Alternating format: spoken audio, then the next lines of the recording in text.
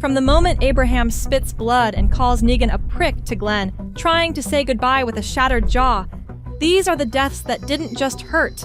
They broke the unspoken contract between this show and everyone who loved it. 10. Olivia, shot by Era on Negan's order. Season 7, Episode 8. Olivia has never once asked the Apocalypse for anything. She keeps the pantry, she counts the guns, she does the quiet, unglamorous work of keeping Alexandria alive. Should buy another bin.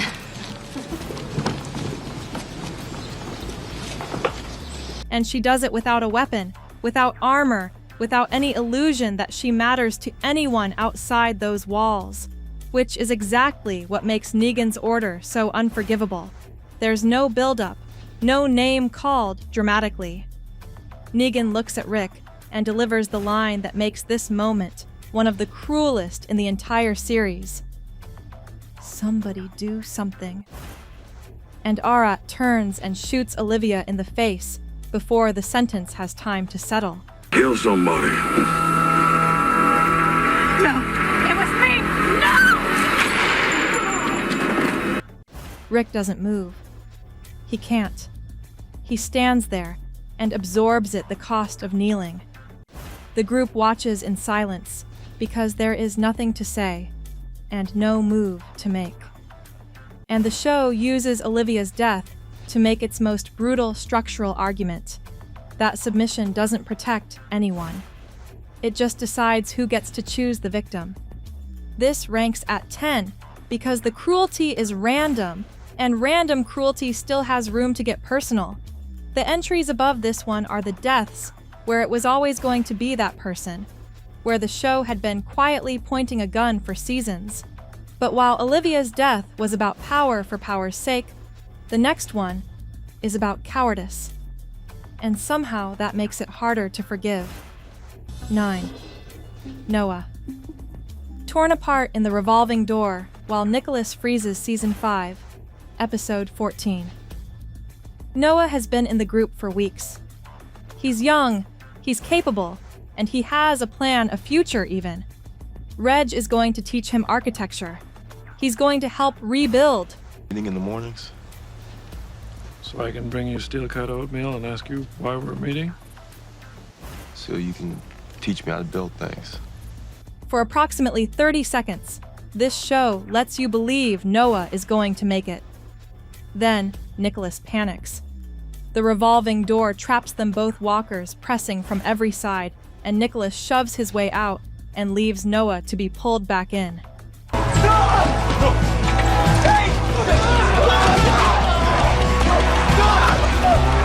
Glenn watches through the glass.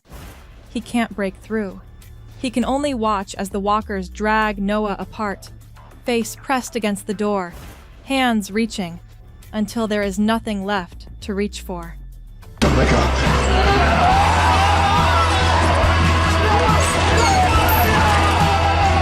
Glenn can't look away. The group outside hears it and freezes, because this death doesn't come from Negan, or the governor, or any external villain. It comes from one survivor choosing himself over another. The show loses something here it never fully gets back. The idea that the group, at its core, protects its own. Nicholas doesn't get punished for it immediately. He gets to walk away.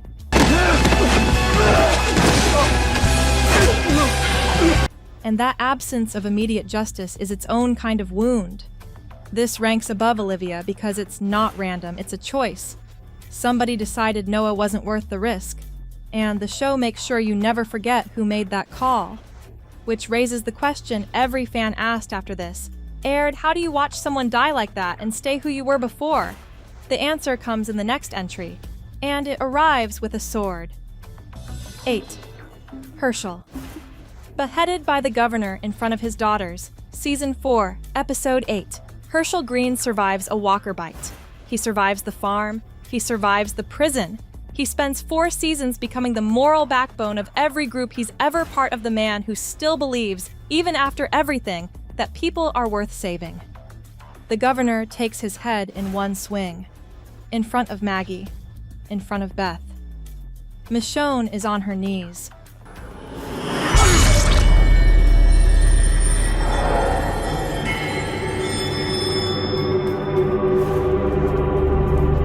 Rick tries every word he has, and Herschel looks at him with something close to peace, because Herschel has always understood what Rick hasn't, that not every situation has a Rick Grimes solution. I'm back.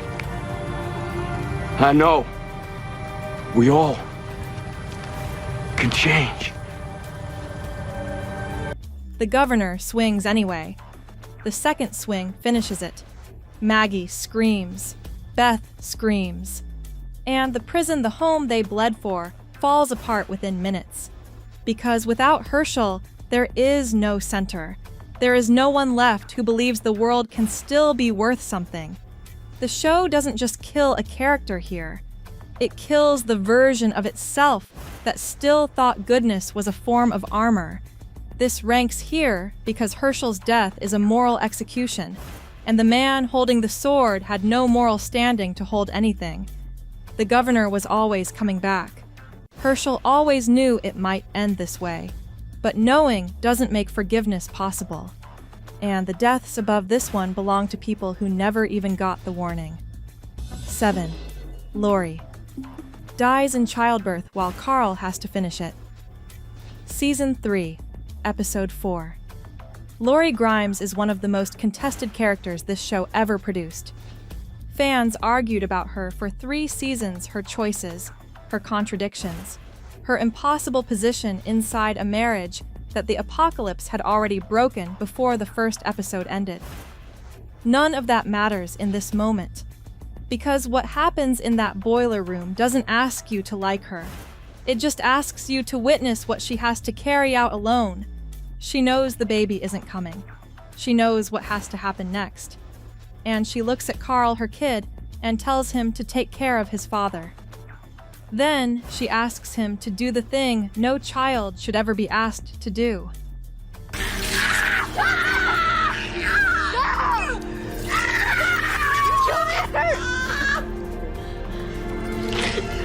Go pull him out. Carl doesn't flinch. That's the part that breaks it.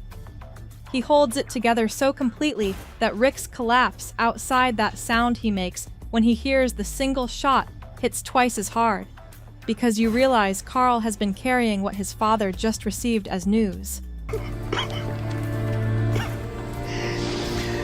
Oh, no. The prison never feels safe again after this. Not because of walkers, because of what it asked a 12-year-old to do in a dark room with no other option. The show frames Lori's death as inevitable, but it frames Carl pulling that trigger as something the series will spend the next 5 seasons trying to process. This ranks here because Lori's death is tragic. What it does to Carl is unforgivable. But that death changed one character more than any other. And that character is who the next entry is really about. 6. Tyrese bitten and bled out while haunted by the dead.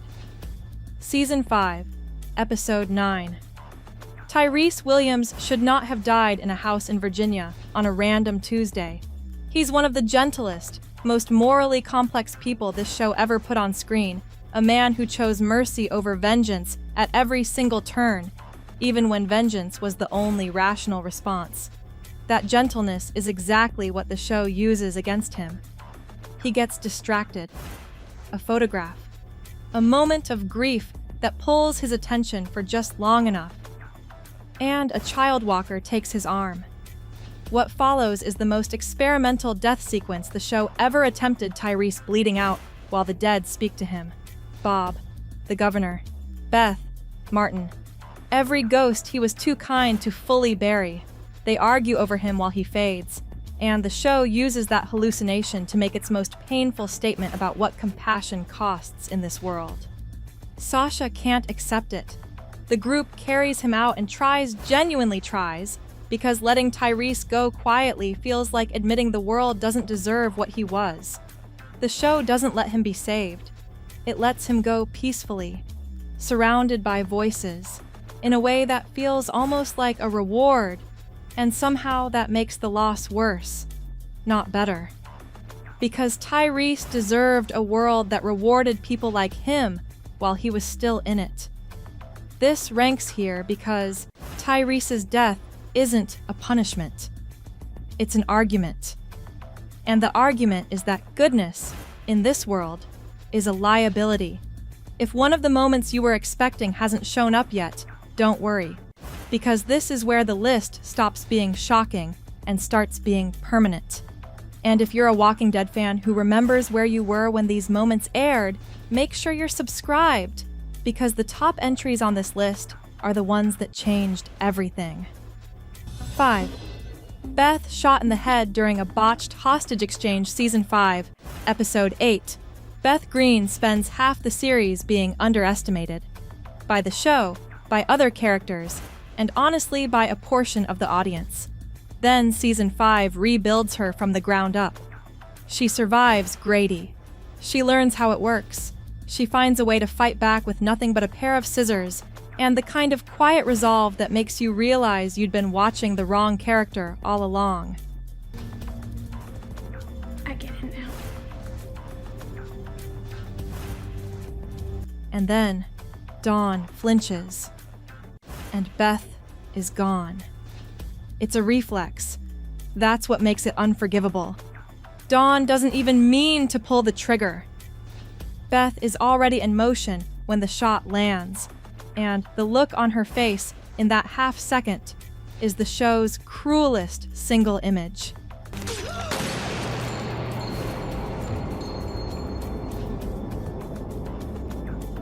Daryl catches her. Then Daryl shoots Dawn. Then he carries Beth out, and the group standing outside who had just gotten her back goes completely silent. No one moves. No one speaks. Maggie collapses before she reaches the doors.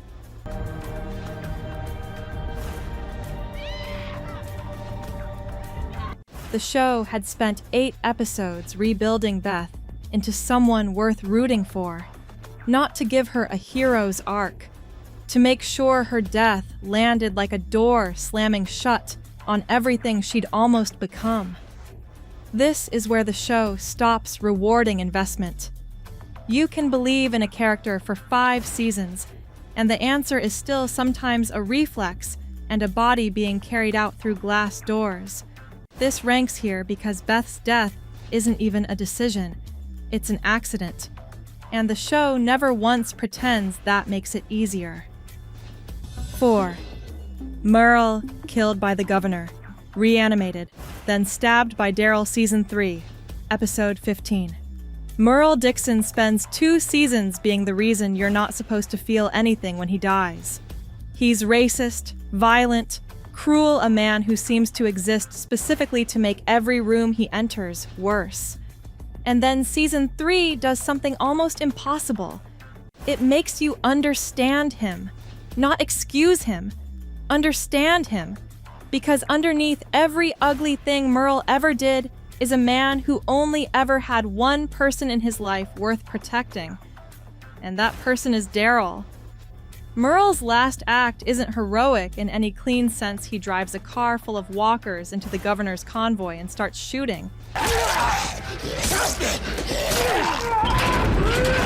buying the prison survivors time they don't even know they're getting.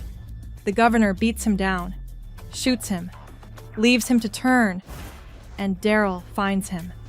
Not dead, not at peace. Turned his brother, the only family he ever had, coming at him with dead eyes and grabbing hands.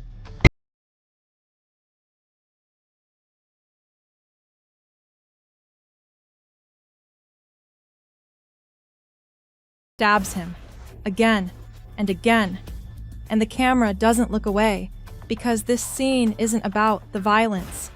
It's about what Daryl's face does while it's happening, the way it just breaks, quietly, without a single word. The group never fully witnesses what this costs Daryl. They see the aftermath. They don't see the moment. And the show's decision to give that scene entirely to Norman Reedus alone, with no dialogue, is one of the most precise emotional choices the series ever made. This changed everything about how the audience understood Daryl Dixon.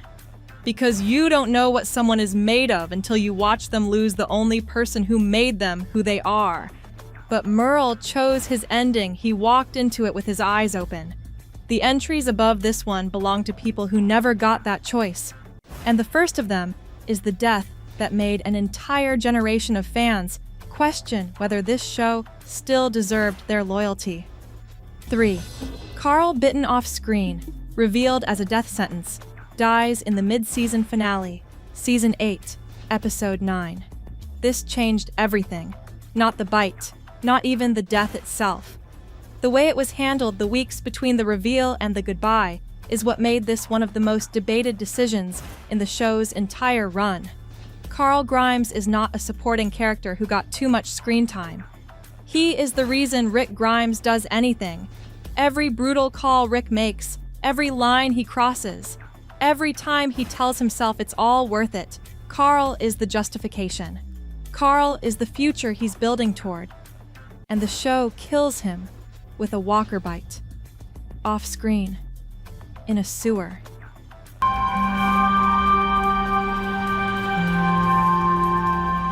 Fans never forgot this moment, not because of how Carl dies, but because of what his death reveals. The letters he wrote, the vision of Alexandria he carried, the goodbye to Judith, to Michonne, and finally to Rick, where Carl looks his father in the eye and asks him to be better, to find another way, to build something instead of just surviving.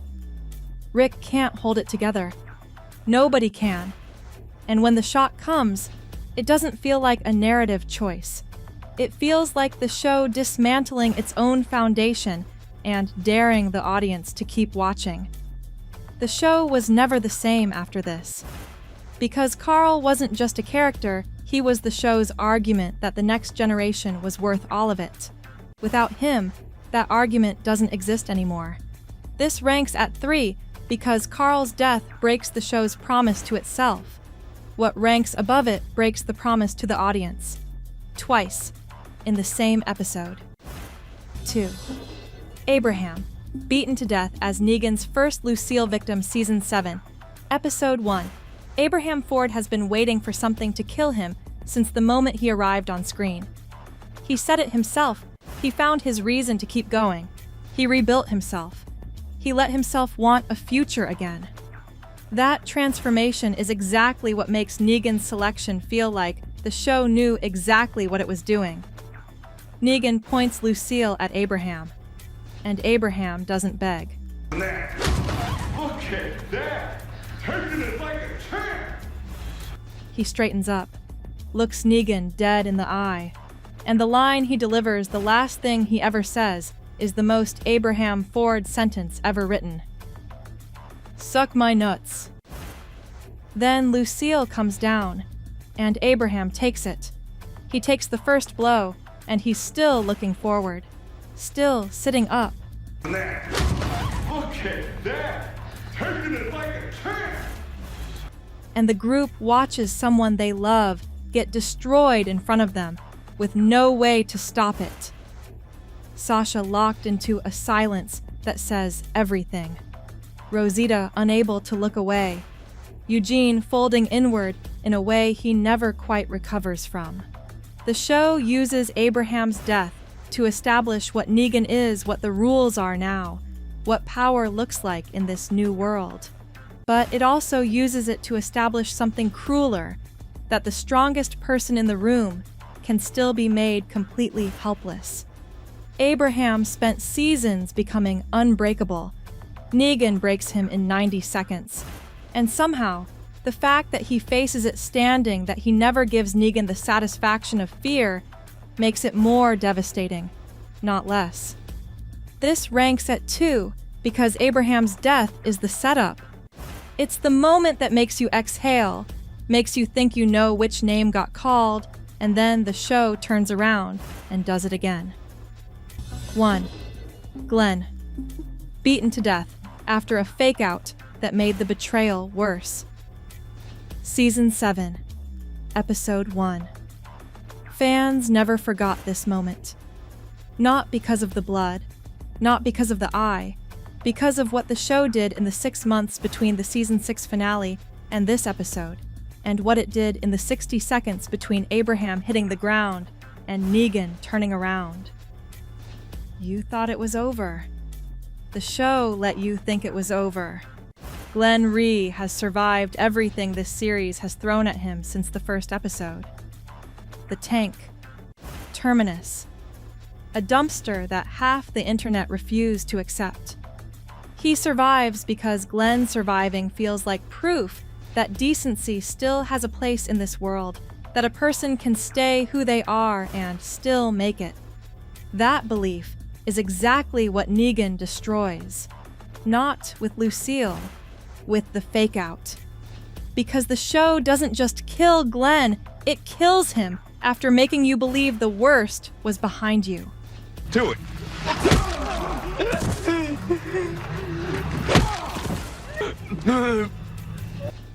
Daryl lunges, and Negan turns, and Glenn looks at Maggie with one eye and says the line that makes everything collapse. Maggie, I'll find you. Then it's over. Maggie can't get to him.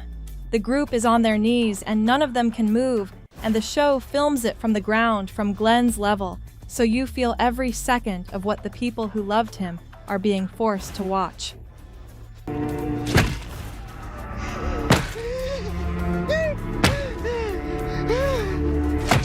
This is where the series crossed a line it couldn't come back from. Not because killing Glenn was wrong as a narrative choice, but because of the manipulation that preceded it. The fake-out wasn't tension. It was a breach of trust.